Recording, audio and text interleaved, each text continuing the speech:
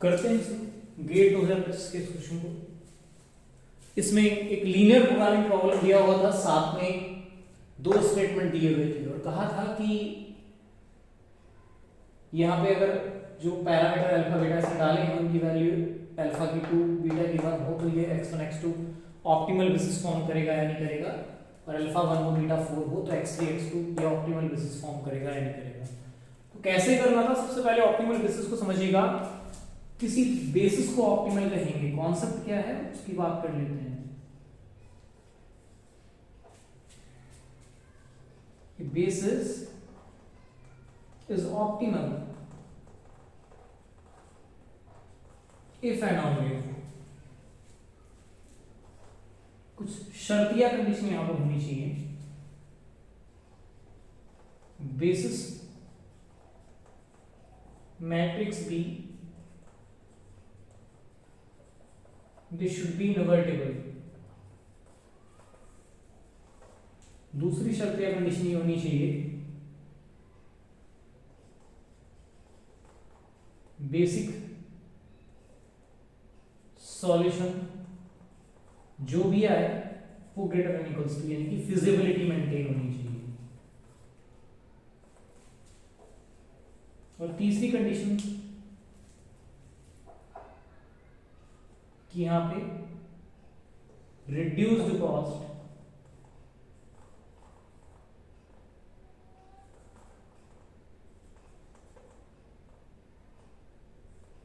C bar J is equals to C J minus C V transpose B inverse A J, ये less than equals to 0 होना चाहिए। ये तीन बातें अगर हो जाती हैं तो बेसिस ऑप्टिमल बेसिस हो जाता है। कैसे फॉलो करना था देख लेते हैं। ये तो कॉन्सेप्ट है, कैसे फॉलो करना था यहां देखिएगा। यहां पर बेसिस किसकी बात कर रहे हैं, x1 x2 की, तो x1 x2 पहले स्टेटमेंट को चेक करता हूं। पहला स्टेटमेंट के अकॉर्डिंग अल्फा 2 और बीटा 1 रखोगे तो ये क्या बन जाएगा, अल्फा 2 रखोगे बीटा 1 रखोगे x2 plus x3 is equals to 4 और x1 plus x2 plus x4 is equals to 8। इसने बेसिस पे किसको रखने की बात की है, बेसिस पे रखने की बात की है x1 x2। x1 x2 को अगर आप इनको बेसिस में रख रहे हो, ठीक है, तो नॉन बेसिक कौन हो जाएंगे फिर हमारे पास, x3 x4, ये क्या होंगे नॉन बेसिक। और नॉन बेसिक वेरिएबल जो होते हैं उनकी वैल्यू 0 टेक कर ली जाती है, x3 0 हो जाएगा, x4 0 हो जाएगा। को अगर यहां रख देते हैं तो इस सिस्टम का सॉल्यूशन जो है वो क्या बनेगा, 2x1 plus x2 is equals to 4, x1 plus x2 is equals to 8। यहां अगर इनको सॉल्व करते हैं तो ऑन सॉल्विंग नॉर्मली सब्ट्रैक्ट कर लीजिएगा तो 2 माइनस 1 x1 आ जाएगा, कितना माइनस के 4, और x1 माइनस 4 रखोगे तो x2 डेफिनेटली आपको 12 मिल जाने वाला है। x1 जब माइनस 4 रखोगे ये तो x12 आ जाएगा। सो यहां ये जो वेरिएबल है x1 की वैल्यू जो है नेगेटिव आ गई, ठीक है। तो जो सॉल्यूशन बन के आया वो बेसिक सॉल्यूशन है,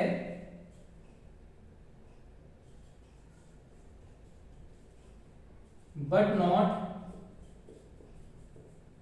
फिजिबल।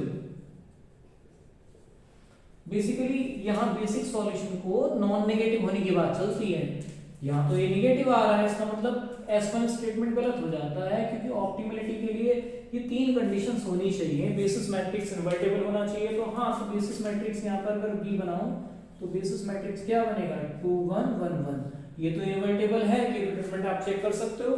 दूसरा बेसिस जो यहां पर हम निकाल रहे थे बेसिस मैट्रिक्स की हेल्प से अगर सॉल्यूशन निकालेंगे बेसिक सॉल्यूशन, तो बेसिक सॉल्यूशन जो है वो फिजिबल नहीं बना, क्योंकि हमें चाहिए था फिजिबल, क्योंकि ये नेगेटिव आ रहा है ना, नॉन नेगेटिव होना चाहिए, यहाँ नेगेटिव नहीं होना चाहिए था, जबकि ये तो क्या आ रहा है, नेगेटिव आ रहा है। इसका मतलब क्या, बेसिक सॉल्यूशन तो है बट फिजिबल नहीं है। इसका मतलब क्या है कि ये ऑप्टिमल हो ही नहीं सकता, क्योंकि ये फेनोलिक में कंडीशन है, अगर ये है कंडीशन होल्ड करेंगी तो ही सॉल्यूशन ऑप्टिमल सॉल्यूशन हो सकता है और ये बेसिस ऑप्टिमल बेसिस हो सकता है। तो ये तो स्टेटमेंट गलत हो जाता है। अब मैं सेकंड स्टेटमेंट की बात कर लेता हूँ। सेकंड स्टेटमेंट भी लाइक मैनर में चेक कर लेंगे, उसमें भी ज्यादा कुछ नहीं है।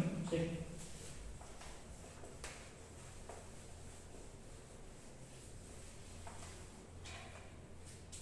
सेकंड ऑप्शन की अगर बात करेंगे तो उसमें अल्फा को 1 बीटा को 4 रखने के बाद अल्फा को S2 स्टेटमेंट की बात कर रहा हूँ। अल्फा को 1 बीटा को 4 रखने के बाद ये बनेगा x1 प्लस x2, वहां से देख लीजिएगा समझ आ जाएगा x3 इज इक्वल्स टू 4, और यहाँ पे जब अल्फा को 1 रखा है और बीटा को 4 रखोगे तो 4x2 plus x4 is equals to 8 बन जाएगा। यहाँ पर बेसिस में किसको रखने की बात कर रहा है, x3 x2 की। तो अगर x3 x2 ये बेसिस वेरिएबल हो गए हमारे, ठीक है, तो फिर नॉन बेसिक कौन हो जाएंगे, ये बेसिस वेरिएबल हो गए, तो x1 और x4 होंगे नॉन बेसिक। अब अगर ये नॉन बेसिक वेरिएबल हो गए तो नॉन बेसिक वेरिएबल की वैल्यू कितना लिया जाता है, 0 लिया जाता है। तो x1 x4 0 हो जाएगा। इनको यहाँ रखने के बाद ये सिस्टम किसमें रिड्यूस होगा वो देखिएगा, x1 0 पूरा कॉलम, x4 0, तो बनेगा x2 plus x3 is equals to 4, 4x2 is equals to 8। यहाँ से x2 आपके पास कितना आ जाएगा, इजीली आप 2 गेट कर पा रहे हैं, x2 2 रखिएगा तो x3 भी कितना आ जाएगा, 2 आ जाएगा। अच्छा बेसिस मैट्रिक्स अगर बनाए यहाँ पे भी, ये बेसिस मैट्रिक्स है। Basis matrix basically basis variables की हेल्प से बनता है। बेसिस में कौन है इस टाइम, x3 और x2 हमने लिया हुआ है, ठीक है। तो x2 का जो कॉलम है वो कितना बनेगा, x2 का, यहाँ पे x2 का कॉलम लिख लेते हैं, x3 का कॉलम लिख लेते हैं। आप उल्टा भी कर सकते हो, ऐसा भी कर सकते हो, पहले x3 का फिर x2 का लिख सकते हो, ठीक है, जिस ऑर्डर में है उस ऑर्डर में भी लिख सकते हो। तो x3 का जो कॉलम है, x3 वाला यहाँ पे आप देखोगे तो 1 और यहाँ पे है ही नहीं 0। फिर उसके बाद x2 वाला कॉलम कौन है, 1 और 4। तो अगर इसको देखोगे तो ये इनवर्टिबल है, बी इनवर्स एग्जिस्ट कर रहा है, तो डिटरमिनेंट वैल्यू कितना आ जाएगा, 4 आ जाएगा। बी इनवर्स कितना आएगा, 1/4, और यहाँ पे 4 1 -1 0। ये हमारे पास कौन आएगा, बी इनवर्स। तो बेसिस मैट्रिक्स इनवर्टेबल है, सॉल्यूशन जो है फिजिबल है, क्योंकि ये क्या सॉल्यूशंस आ रहे हैं, ग्रेटर देन इक्वल्स टू 0 आ रहे हैं, पॉजिटिव आ रहे हैं इसलिए। तो बेसिक सॉल्यूशन जो है और फिजिबल भी है, बेसिस मैट्रिक्स इन्वर्टेबल भी है, और अब आता है रिड्यूस्ड कॉस्ट के बारे में इंफॉर्मेशन।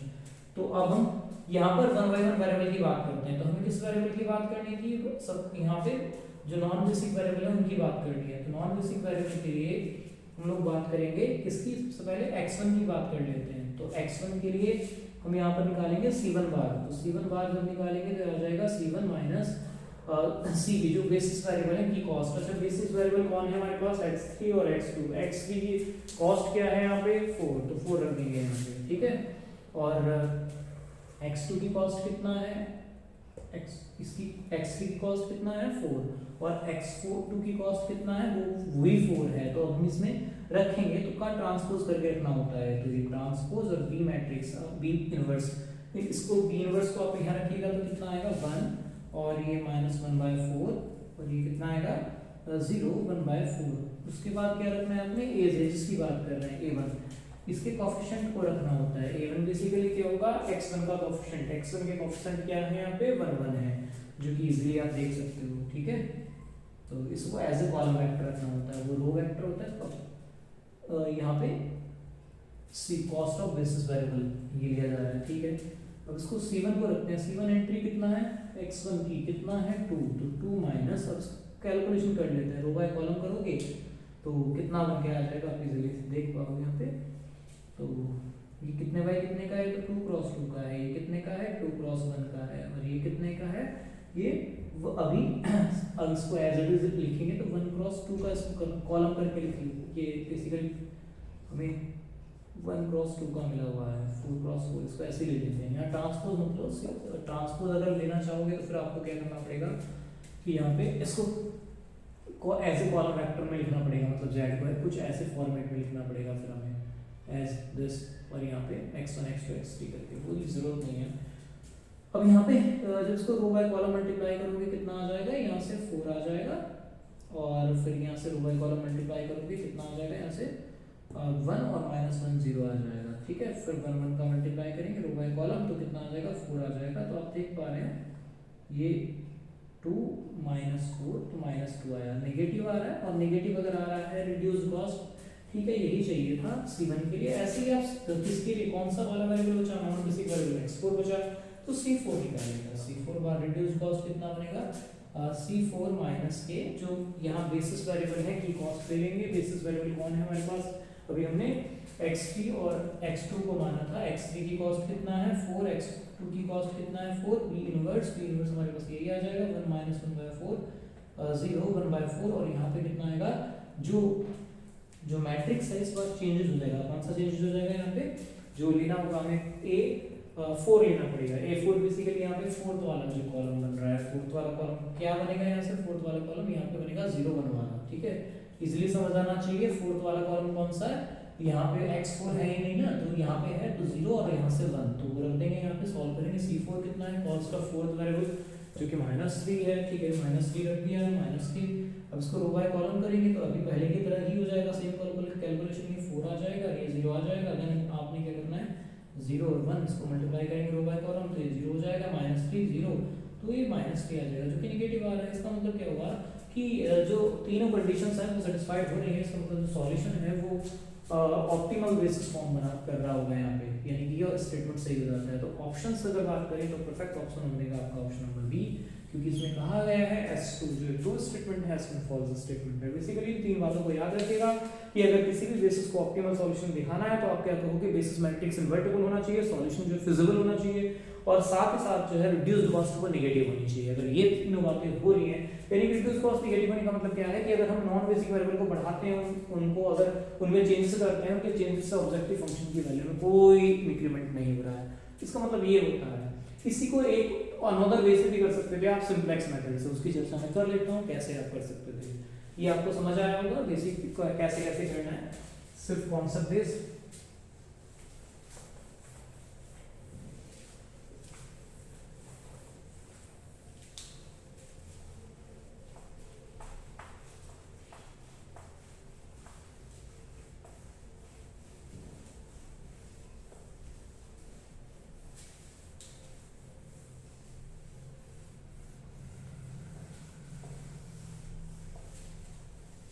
सपोज इसी क्वेश्चन को आप कर रहे होते किसी अनदर टेक्निक से, सपोज लाइक सिंप्लेक्स मेथड से आप कर रहे होते, तो अगर आपने बेसिस में किसको रखना है, S1 x2 को बेसिस के तौर पर बताना है, तो उसके लिए क्या करना है, पहले पूरा सिंप्लेक्स मेथड सॉल्व करना पड़ेगा।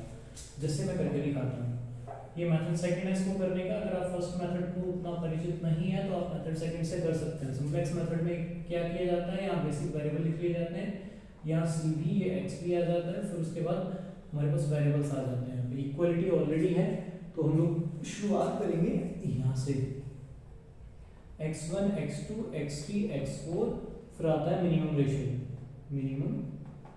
रेशियो, फार्मूला होता है इसका xb/xk, बेसिस वाले वेरिएबल का रेशियो करते हैं xb/xk, ठीक है। सो सबसे पहले आप लिखिएगा यहाँ पे x1 वाले जो कोएफिशिएंट है, x1 वाले कोएफिशिएंट S1 स्टेटमेंट के अकॉर्डिंग बात कर रहे हैं। S1 स्टेटमेंट के अकॉर्डिंग जब अल्फा को यहाँ 2 रख लोगे, मैं ऊपर इक्वेशंस लिख देता हूँ, मेरे पास इक्वेशन बन जाएगी 2x1 और plus x2 plus x3 is equals to 4, और यहाँ से कितना बनेगी x1 प्लस x2 और plus x4 is equals to 8। तो जब मैं यहाँ पर बात कर रहे होंगे पहले स्टेटमेंट की, हम इसको सिंप्लेक्स मेथड से सपोज करना चाहते हैं, तो क्या रखोगे, x1 के कोएफिशिएंट रखोगे जो कि 2 और 1 आ जाएंगे, फिर x2 के रखोगे, x2 के कितने आ जाएंगे 1 और 1 आ जाएंगे, x3 के कितने होंगे 1 और 0, और x4 के कितने होंगे 0 और 1। तो स्टार्टिंग में आपको क्या करना पड़ेगा, जिनके बीच में आइडेंटिटी मैट्रिक्स बन रहा होता है उनको बेसिस में रखना पड़ेगा। बेसिस वेरिएबल कौन हो जाएंगे, x3 और x4।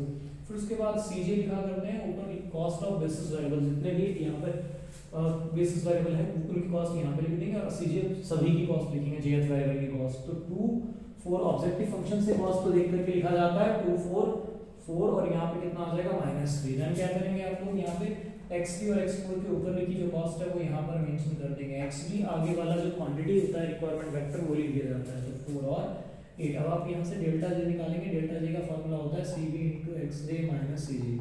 जो आप ये पैटर्न फॉलो करेंगे सी B into X J minus C जे, तो माइनस सी जे, सी B into X J minus C जे, जब इसको करेंगे फॉलो तो कितना आएगा, जरा ध्यान से देखना, C B into X J minus C J. यहाँ तो ऑब्जेक्टिव फंक्शन की वैल्यू निकालनी होगी Z, C B into X B, Z के लिए फार्मूला होता है ये 16 और ये 24, तो कितना आ जाएगा माइनस के 8 आ जाएगा, ठीक है। और जब यहाँ पे बेसिस वेरिएबल का डेल्टा निकालोगे तो 0 आ जाता है, बेसिक वेरिएबल का डेल्टा हमेशा क्या होता है 0 होता है। बाकी नॉन बेसिक का आप निकालोगे, देखो कितना आता है, this into this minus this into this, और टोटल ऐड करके माइनस दिस करेंगे, 4 दूनी 8 और माइनस 3, तो 8 में से 3 गए 5 बचे, 5 में से 2 घटाओ कितना बच जाएगा, 5 में से जब 2 घटाओगे तो 3 आ जाएगा, सिंपल सी बात है। एक बार दोबारा से देख लेते हैं, 4 दूनी 8 और कितनी का 3, 8 में से 3 गए 5, 5 में से 2 घटाओ कितना आ जाएगा, 3 आ जाएगा, ठीक है। फिर उसके बाद रो बाय कॉलम फिर से करते हैं, तो यहाँ से आपका 4 और यहाँ से माइनस के 3, तो 4 माइनस में हो जाएगा, उसको उसमें से घटाएंगे तो माइनस के 3 आ जाएगा, ठीक है, क्योंकि 4 माइनस 3 कितना होता है 1, इसमें घटाएंगे तो ये माइनस 3 आ जाएगा। तो मोस्ट नेगेटिव डेल्टा इस सेलेक्ट कर लेंगे, का X B upon X K निकालेंगे, minimum ratio X B upon X K, ये हो जाएगा 4 अपॉन 1, 4 आ जाएगा, यहाँ पे करोगे 8 अपॉन 1, तो कितना आ जाएगा यहाँ से 8 अपॉन 1, ये 8 आ जाएगा। तो अभी जब डेल्टा नेगेटिव आ रहे हैं तो बेसिस में अभी x3 x4 थे, तो बेसिस में x3 x4 के बाद हम आगे बढ़ेंगे, जब कैलकुलेशन देखते हैं क्या होती है। सो करना क्या होता है, जो मिनिमम रेशियो वाला एंट्री है इधर की साइड और यहाँ इंटरसेक्शन वाले पॉइंट को 1 बनाना होता है, ऑलरेडी बना हुआ है, उस 1 की हेल्प से नीचे वाली क्वांटिटी को 0 करना होता है। जब करोगे तो ये बेसिक वेरिएबल यहाँ से चेंज होगा, इसकी जगह कौन आएगा, x2 आ जाएगा, x4 एज इट इज रहेगा। अब कॉस्ट ऑफ बेसिक वेरिएबल लिखना होगा, x2 की कॉस्ट कितना है 4, x4 की कॉस्ट कितना है -3, एज इट इज चलता रहेगा। इसमें चूंकि 1 बनाना था ऑलरेडी है, तो 4 to 1 1 0 एज इट इज आ जाएगा, इसकी हेल्प से नीचे 0 बना लीजिएगा। तो क्या करेंगे, 8 में से 4 घटा दीजिएगा, 0 आ जाएगा, ये 8 में से 4 घटाएंगे तो 4 आ जाएगा, 1 में से 2 घटाएंगे तो -1 आ जाएगा, 1 में से 1 घटाएंगे 0 आ जाएगा, 1 घटाएंगे तो -1 आ जाएगा, 1 घटाएंगे तो कितना आ जाएगा, बना देगा। अब अपने करना क्या है, फिर से डेल्टा निकालने, और डेल्टा निकालोगे तो जो बेसिक वेरिएबल है x2 और x4 का डेल्टा तो हमेशा 0 आ जाएगा, नॉन बेसिक वेरिएबल का डेल्टा निकालिएगा, 4 दूनी 8 और 3, 8 और 3 11 में से 2 घटाओ कितना आ जाएगा, 9 आ जाएगा। देखो एक बार दोबारा से, 4 दूनी 8 और 3 11, 11 में से 2 घटाओ कितना आ जाएगा, 9 आ जाएगा। फिर से रो बाय कॉलम करेंगे तो ये कितना हो जाएगा 4 और ये 3 7, और 7 में से अब 4 घटाइएगा तो कितना आ जाएगा, 7 में से जब 4 घटाओगे तो 3 आ जाएगा। तो सीधी बात, यहाँ सारे डेल्टा पॉजिटिव आ रहे हैं, सॉल्यूशन जो है ऑप्टिमल है। और बेसिस में कौन आएगा, यहाँ पे बेसिस में आएगा x2 और x4। इसने कहा था कि अगर अल्फा को 2 लेते हो, बीटा को 1 लेते हो, तो बेसिस में x1 और x2 आएगा, ये ऑप्टिमल बेसिस बनाना होगा, नहीं। जब डेल्टा सारे पॉजिटिव लेवल पर आ जाते हैं, सॉल्यूशन क्या हो जाता है, ऑप्टिमल। सारे डेल्टा पॉजिटिव हैं, सॉल्यूशन जो है ऑप्टिमल, ये ऑप्टिमल बेसिस हुआ। किस केस में, ये उस केस में जब हमने अल्फा को 2 ले लिया, बीटा को 1 ले लिया, तो x1 x2 basis optimal basis नहीं बन रहा है। यहाँ पर कौन बन रहा है ऑप्टिमल बेसिस, x4 और x2 बन रहा है, ठीक है। तो ये स्टेटमेंट गलत हो जाता है। अगर आपको वो पहले वाली ट्रिक नहीं पता तो आप इस वाले सिंप्लेक्स मैथमेटिक प्रोसेस को कर सकते हो। आपको फाइनल ऑप्टिमल टेबल में देखना होता है कि जो बेसिस वेरिएबल है वो कौन से हैं, वो ऑप्टिमल बेसिस फॉर्म कर रहे होते हैं, ठीक है। सो अब इसी तरीके से अगर अल्फा को कितना ले लिया जाए, अल्फा अगर आपका 1 ले लिया जाए, मैं इसी में S2 स्टेटमेंट चेक कर देता हूँ। तो S2 स्टेटमेंट अगर चेक करूंगा तो चेंजेस क्या आएंगे, ये लास्ट की जो टेबल है बस इसी की कैलकुलेशन दोबारा से करना पड़ेगा, ठीक है। किसके लिए, S2 स्टेटमेंट के लिए। तो S1 में तो समझ आ गया होगा आपको कि बेसिस में ऑप्टिमल बेसिस ये बन रहा है। चलो मैं अलग से बना देता हूँ ऑप्टिमल बेसिस। और हम अगर S2 के लिए बात करें, चलो S1 के लिए भी लिखा रहने दो, S2 के लिए अगर बात करेंगे तो यहाँ पे अल्फा कितना दिया उसने, अल्फा दिया हुआ है 1 और बीटा दिया हुआ है 4। तो जिससे इक्वेशंस मेरे पास क्या बन जाएंगी, x1 plus x2 plus x3 और इज इक्वल्स टू 4। यहाँ पे कितना बनेगा, x1 plus 4x2 plus x4 is equals to 8। अब यहाँ पर अगर सिंप्लेक्स टेबल बनाते हैं, सेम मैनर में हमें बनाना होगा। यहाँ पर आ जाएगा बेसिक वेरिएबल, ठीक है। फिर यहाँ पर आ जाएगा हमारे पास कॉस्ट ऑफ बेसिक वेरिएबल, फिर आ जाएगा xb, फिर आ जाएगा यहाँ पे जो वेरिएबल्स हैं x1 x2 x3 x4, then आपका मिनिमम रेशियो। अब आप क्या करेंगे, बेसिक यहाँ पे कॉस्ट जो है मतलब जो ये वेक्टर्स हैं कॉलम वाले तो एज इट लिख दोगे। ये कितना था हमारे पास, क्या ये 1 हो गया है इस बार, ये 1 और 4 हो गया, ठीक है, चेंजेस हुए हैं, और ये 1 0 और ये 0 1। तो बेसिस में तो अभी भी कौन आएगा जिनके बीच में आइडेंटिटी मैट्रिक्स बन रहा है, इनके बीच में बन रहा है x3 और x2। तो इनकी कॉस्ट कितनी है, इनकी कॉस्ट ऑब्जेक्टिव फंक्शन से देख के बदल जाएगी। ऑब्जेक्टिव फंक्शन में क्या कॉस्ट लिखी है 2 4 4 -3। तो मैं इसको क्या करता हूँ, इक्वेशंस को तो रेज कर ही देता हूँ क्योंकि ये सेकंड में लिखा हुआ है आपके पास सामने बोर्ड पर। यहाँ पे इसकी कॉस्ट है कितना 2 4 4 और -3। तो जब आप यहाँ पे कॉस्ट लिखोगे x3 की कॉस्ट 4 और x2 की कॉस्ट x4 की कॉस्ट जो है -3, x भी रिक्वायरमेंट फैक्टर लिखोगे तो ये कितना है 4 और 8 है। अब आपने करना क्या होता है, डेल्टास निकालने होते हैं, z निकालना होता है। z निकालेंगे तो z के लिए फार्मूला होता है c * xb। जब करोगे इन दोनों का मल्टीप्लाई 4 × 16 8 × 24 तो फिर से उसी टाइम से सेम ही वैल्यू आने वाली है -8 आ जाएगी। अब आप क्या करोगे, डेल्टा j निकालोगे। डेल्टा j का फार्मूला क्या होता है, cb * xj - cj होता है। जो एमएससी स्टूडेंट हैं उनको ऑलरेडी ये आता होगा, इसलिए मैं बहुत ज़्यादा इसको डिटेल में नहीं जा रहा। बेसिक मेथड से जो ट्रिक वाला था वो मैंने एक्सप्लेन कर दिया ऑलरेडी। अब करना क्या क्या है, आपने यहाँ पर डेल्टास निकालना है। जो बेसिक वेरिएबल है का डेल्टा हमेशा 0 आता है, नॉन बेसिक वेरिएबल का हमेशा 0 आता है, नॉन बेसिक का कैलकुलेट करना है आपने। यहाँ से 4 1 4 और -3 कितना हो जाएगा 1 -2 कितना करेंगे -1 आ जाएगा। यहाँ से आप करेंगे रो बाय कॉलम ऐसे ही, तो यहाँ से कितना मिलेगा आपको 4, यहाँ से कितना मिलेगा आपको 12। तो जब माइनस के 12 प्लस के 4 तो माइनस के 8 बचा, इसमें -4 करेंगे तो -12। मोस्ट नेगेटिव यही आ रहा है, इसको सेलेक्ट कर लिया जाएगा, ठीक है। उसके बाद आप इसका xb/x मिनिमम रेशियो निकालोगे। सेम फार्मूला ऊपर लिखा हुआ है xb/x, सेम पैटर्न से xb/x, x की कॉलम कौन सा सेलेक्ट हुआ ये, तो 4 और 1 का रेशियो निकालोगे 4 आ जाएगा, 8 और 4 का रेशियो निकालोगे तो ये 2 आ जाएगा। तो यहाँ पर ये जो वेक्टर है यहाँ से आउटगोइंग हो गया यहाँ से, ठीक है। अब अगर ये आउटगोइंग हो गया तो इसकी जगह कौन आएगा, इनकमिंग कौन हो रहा था, x2 हो रहा था, तो x3 और यहाँ पे रख दोगे x। उसके बाद जब x3 को यहाँ पे रख दिया x3 तो एज इट इज, x2 यहाँ पे रिप्लेस कर दिया x4 की जगह, तो कॉस्ट इनकी नई वाली आ जाएगी। नई वाली कॉस्ट कितनी है, x3 की तो 4 ही है और x2 की जो कॉस्ट है इसके ऊपर 4 है ये भी। और यहाँ पे करना क्या होगा, जो इनका की एलिमेंट है इंटरसेक्शन वाला जो पॉइंट है उसको आपने 1 बनाना होगा, उसके ऊपर नीचे 0 बनाना होगा। तो इसको 4 से डिवाइड करेंगे तो 4 2 8 हो जाता है। यहाँ पे करेंगे 1/4, ये हो जाएगा 1, यहाँ 0, ये 1/4 हो जाएगा। इसकी हेल्प से इसके ऊपर 0 बनाना है। नॉर्मल सी बात है, ऊपर वाले में से नीचे वाला घटा लेते हैं तो 4 में से 2 गया तो 2 बच जाएगा। यहाँ पे आप 1 में से 1/4 को घटाएंगे तो कितना आ जाएगा 3/4 आ जाएगा। 1 में से 1 को घटाएंगे 0 आ जाएगा, और 1 में से 0 को घटाएंगे 1 आ जाएगा, और 0 में से 1/4 को घटाएंगे तो कितना आ जाएगा -1/4 आ जाएगा। अब आपने फिर से क्या करना है, फिर से आपने z निकालना है, डेल्टास निकालना है। तो z आपका कितना हो जाएगा 4 2 8 4 2 8 16 आ जाएगा, ठीक है। अब आपने करना है क्या है, डेल्टास निकालना है। फार्मूला ये लिखा हुआ है सेम फार्मूला से, cb * xj - cj। जब इसका इन दोनों से मल्टीप्लाई करोगे 4 से 4 कैंसिल 3 आ जाएगा, 4 से 4 कैंसिल 1 आ जाएगा, 1 + 4 3 कितना हो जाएगा 4, 4 में से 2 गया तो 2 आया। पहला डेल्टा आपका 2 आ जाएगा। फिर उसके बाद x2 वाला तो बेसिक वेरिएबल है का डेल्टा 0 होता है, x3 वाला बेसिक वेरिएबल का डेल्टा 0, x4 का निकालना है। तो x4 के लिए क्या करोगे, फिर से रो बाय कॉलम करोगे तो 4 से 4 खत्म तो यहाँ से बना जाएगा, 4 से 4 खत्म यहाँ से बना जाएगा, 1 - 1 0, और 0 में से आप घटाओगे -3 तो ये +3 हो जाएगा। सारे डेल्टास पॉजिटिव लेवल पर आ रहे हैं, इसका मतलब क्या हुआ, जो सॉल्यूशन है वो ऑप्टिमल है और ये ऑप्टिमल बेसिस बनाना होगा, ठीक है।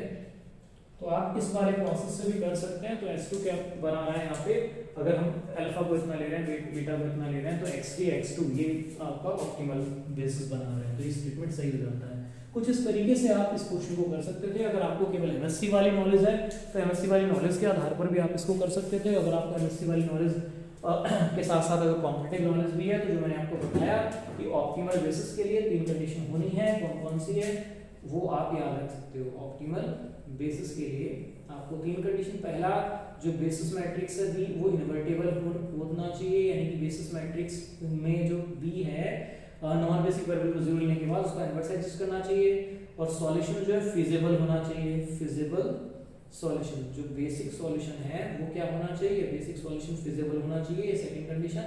और थर्ड कंडीशन क्या है कि जो रिड्यूस्ड कॉस्ट है वो Cj बार वो नेगेटिव होनी चाहिए, यानी कि Cj - K यहाँ पर सी बी और बी इनवर्स और ए जे अगर इसको कर रहे हैं कैलकुलेशन तो ये हमेशा क्या आना चाहिए, लेस देन इक्वल्स टू 0 आना चाहिए। अगर तीन बातें हो जाती हैं तो सॉल्यूशन जो है वो ऑप्टिमल बेसिस बना रहा होता है। तो कुछ इस तरीके से आप इस क्वेश्चन को खत्म कर सकते थे। एक ही क्वेश्चन को मैंने आपको दो तरीके से बता दिया। आई थिंक आपको समझ आया होगा। अगर कोई ऐसा स्टेप है जो आपको नहीं समझ आया तो मुझे बता सकते हैं। कैलकुलेशन सेम ही है, आप लोग देख सकते हैं। इजीली लास्ट तक सारी कैलकुलेशन दिखाई दे रही होगी आपको, आप देख सकते हैं। ठीक है।